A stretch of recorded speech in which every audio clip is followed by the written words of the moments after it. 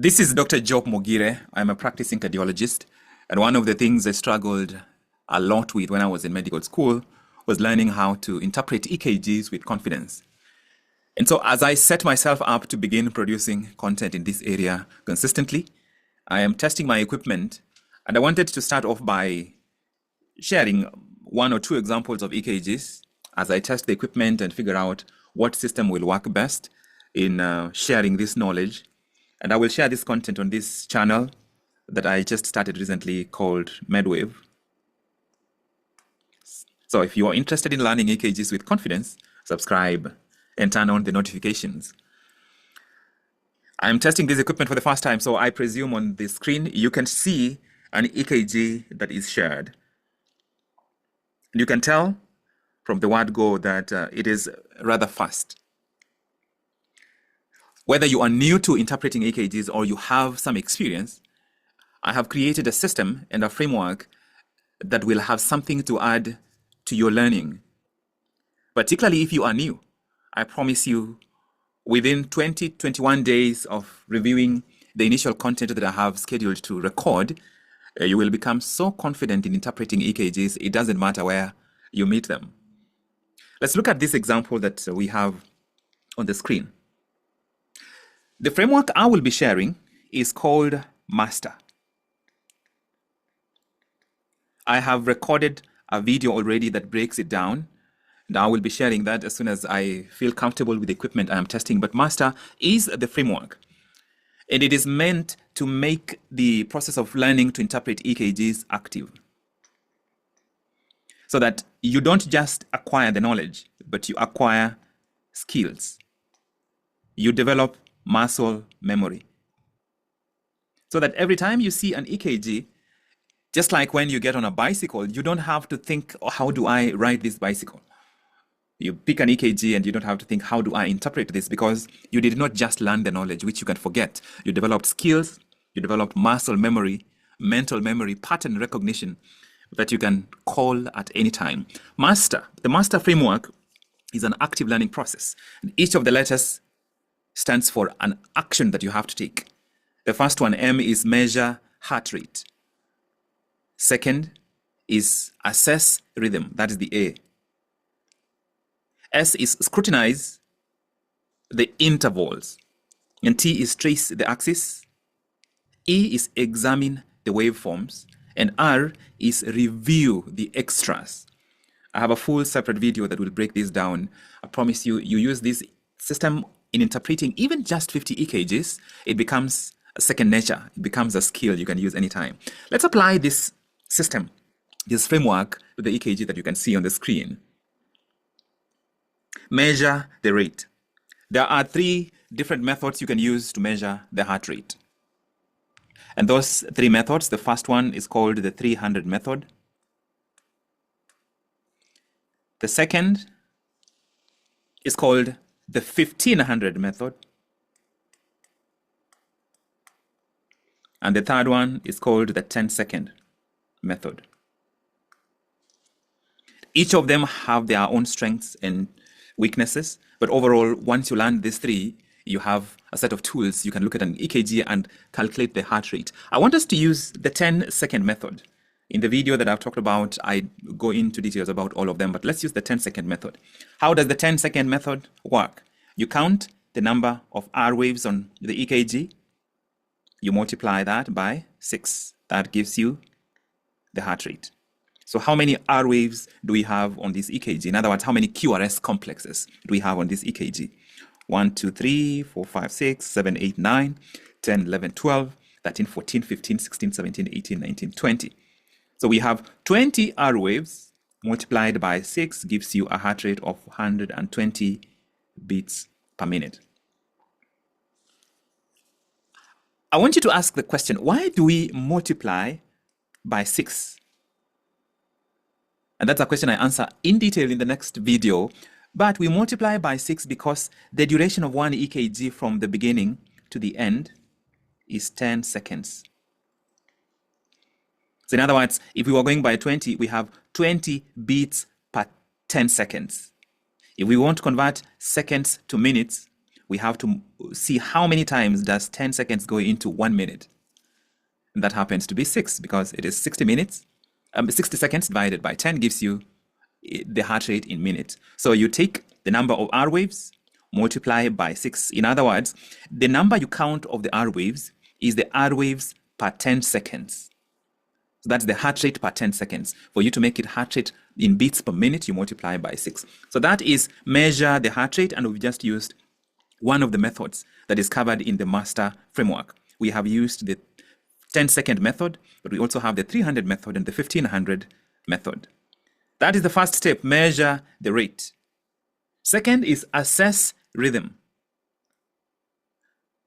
How do you assess rhythm? That is a whole discussion by itself that has a segment in the video I will be releasing. But two things you look at when you are assessing rhythm is search for P waves and see how they are related to the QRS complexes, and then determine whether the rate is regular or not. This is a very high-level overview of how to determine heart rhythm, because I just want to give you a taste so that by the time I release the actual video, I feel more confident about the equipment we will be using to master EKGs. Let's look at this EKG. I like using lead V1 when it comes to P waves because P waves come from the atria and lead V1 sits right over the right atrium. Therefore, it tends to have the clearest P waves. This EKG does not have P waves. Even if you zoom in, it does not have P waves. The question is, what is this rhythm therefore that doesn't have P waves? What rhythm is this? It is a narrow rhythm. If it's narrow, it means it's not coming from the ventricle. So it's coming from above the ventricle. What components do we have above the ventricle where this rhythm could be coming from? Because we know it's not coming from the ventricle, it could be coming from the atria or coming from the junction or the AV node. If it's coming from the atria, it needs to have P waves. Therefore, we know because it doesn't have P waves, it's not coming from the atria. So we are left with the AV node or the junction. If it was coming from the ventricle, it would be a broad QRS complex. These QRS complexes here are all narrow. If it was coming from the atria, it would have P waves. So if it doesn't have P waves, it's not coming from the atria, it's coming from the junction. So this is a unique rhythm that I want you to commit to memory. This is what we call an accelerated junctional rhythm. Accelerated junctional rhythm. Accelerated because there are 3 tiers. When a rhythm comes from above the junction, it can run as high as 60 to 110 beats per minute. That's if it's coming from the atria, essentially. If it's coming from the ventricle, the normal range is between 20 to 40. So if it's a ventricular rhythm, it will run 20 to 40. Sometimes it can go all the way maybe to 50, which is an exception, but 20 to 40. If it's coming from the junction, then that rate is going to be anything between 40 to 60. So that's when it's coming from that specific tissue, whether it's the atria or the junction or the ventricle, and it's running within the parameters of that tissue. The additional layer is if it is originating, a rhythm is originating from a certain tissue, but it is also accelerated. And that is what is happening in this situation. We have a narrow QRS rhythm, which means it's coming from somewhere above the ventricles, which would be the atria or the junction. It doesn't have P waves. We've looked for P waves everywhere. There are no P waves in these areas. There are no P waves, it means it's not coming from the atria. It's coming from some other tissue. We know it's coming from the junction. It's coming from the junction, but the rate is more than what the junction should usually give you, which is 40 to 60. Therefore, this makes it a junctional rhythm because it's narrow with no P waves, but it's an accelerated junctional rhythm. This is an EKG to remember. If you see especially a young patient with a heart rate that runs above 40 with no P waves, there is a chance you are dealing with a junctional rhythm. If it's running more than 60, it's a narrow complex, has no P waves, it's probably a junctional rhythm. If it goes above 110, then it becomes probably something different. That is what we call a supraventricular tachycardia. And we will be talking about the varieties of supraventricular tachycardias, such as AVNRT,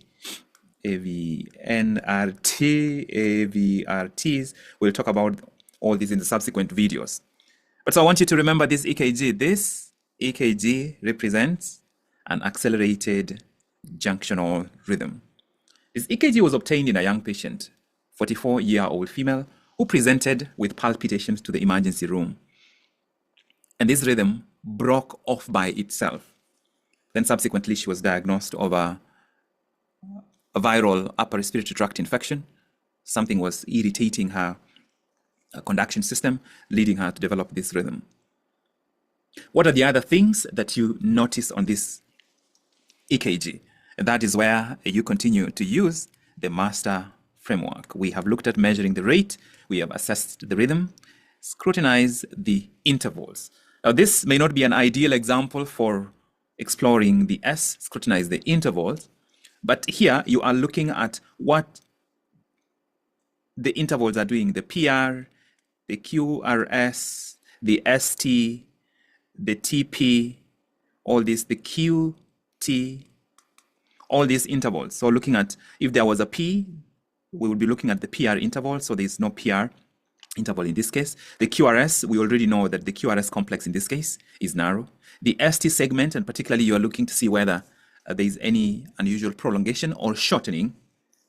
And then of course the QT segment, which sometimes is also reported on the EKG as QTC. In fact, many times the QTC is more important because it is corrected for heart rate. So the first step is measure the rate. Second is assess rhythm. Third is scrutinize the intervals. Fourth is trace the axis. Tracing the axis, I will teach you this, how to use lead 1 and lead AVF to determine axis, and when you are not sure based on just these two, how to utilize lead 2. I don't want to preempt this because the next video has an amazing, simple, practical outline. So you trace the axis, because in the chest, if this is the sternum and this is the body's contour, the heart does not sit vertical. The heart sits diagonally like this. Therefore, the normal depolarization of the heart follows a similar orientation. So that is the axis of depolarization, axis of conduction. So that when there is deviation, either to the left side of the body or towards the right side of the body, then we talk about left axis deviation and right axis deviation. And I do teach in a really clear, memorable, and practical way how to do this in the next video. In this case, because in lead 1, the QRS complex is positive, and in lead AVF, the QRS complex is positive, even if it's a low voltage, this is normal axis. Even if you weren't sure because of what's happening in AVF, in lead AVF rather, we would look at lead 2, and here it's also positive. So in this case, the QRS complexes are all positive, therefore the axis is normal. And we already know this is a young patient who doesn't have cardiac disease. Measure the heart rate, assess rhythm, scrutinize intervals, trace the axis. The next step is examine the waveforms. The waveforms you are looking at in this case, this is where you now look at the P wave when it's present. You look at the QRS, and you are looking at any distortions, any abnormalities. For example, one abnormality that is present here is what we call the rabbit ears. The rabbit ears are generally looked for in lead V1 and lead V2. If you look at lead 1 and lead V2 in this EKG, you see this pattern up here. If this is a rabbit, those are the two rabbit ears, and you have the first rabbit ear here, the second one here. So these are the rabbit ears. Those are the rabbit ears. You have them most clear in V1, but you also have them in V2. These rabbit ears, I want you to remember the rabbit ears say something about right bundle branch block. When you have the rabbit ears and the QRS complex is wide, we will talk about how wide. It means you are talking about complete right bundle branch block. If it's narrow, like in this EKG, you are talking about incomplete. Most of the time, we write this too simply as IRBBB, which is incomplete right bundle branch block, or simply right bundle branch block. So this is complete right bundle branch block. This is incomplete right bundle branch block. The other waveform that you'll be looking at other than PQRS is the T wave. In this case, we have the T wave coming after. So P could have been here. This is QRS. Then you have the T wave. And in some EKGs, sometimes you have the U wave. And you will soon learn about additional waveforms, such as the delta wave and the epsilon. Because on this platform that I'm creating, it's not about just knowing EKGs on the surface, it's mastering the EKGs. And then finally, after you have measured the rate, you have assessed rhythm, scrutinized the intervals, you've traced axis, you've examined the waveforms, the P wave, the QRS, the T, the U wave, and any additional waves, then you review the extras. And in the extras, this is where you create an overall picture about the EKG. Does this patient have prior EKGs? Are the findings you have now similar to previously? What other medical diseases do we know they have? Are they on any medications that might explain the changes you see? Do they have a new diagnosis that can explain what is going on? What else is on this EKG? Or whatever EKG you are applying the master framework to, what else do you see on the EKG that you probably haven't captured in the process of applying the master framework? That is the beauty of using the master framework, because it gives you an organized way to look at an EKG such that it doesn't matter who comes to look at that EKG later. Chances are they are not going to discover what you did not already see on that EKG. For example, one extra that is on this EKG is that these T waves are inverted. They are inverted in V1 and V2, but then by the time you get to V3, they are facing up. This is normal for incomplete right bundle branch block, but you have to look and see, is the pattern that you see expected or not? That is an extra. You look for any artifacts. Are there any sudden changes in the axis that you did not expect? Is the voltage that you see on the EKG what you would expect? These are aspects that we will cover in detail as I take you formally through the master framework. I hope that you find this useful and that this can begin for us a journey of no longer being afraid of EKGs, but actually learning them and enjoying interpreting EKGs and making it a handy tool that we can always turn to whenever we need to use it in patient care. My name is Dr. Job Mogire from the House of Mastery. I'm here with MedWave. The platform that I will be using here is called MedWave. Please subscribe. And if you know anybody who would like to master EKGs, share this video with them.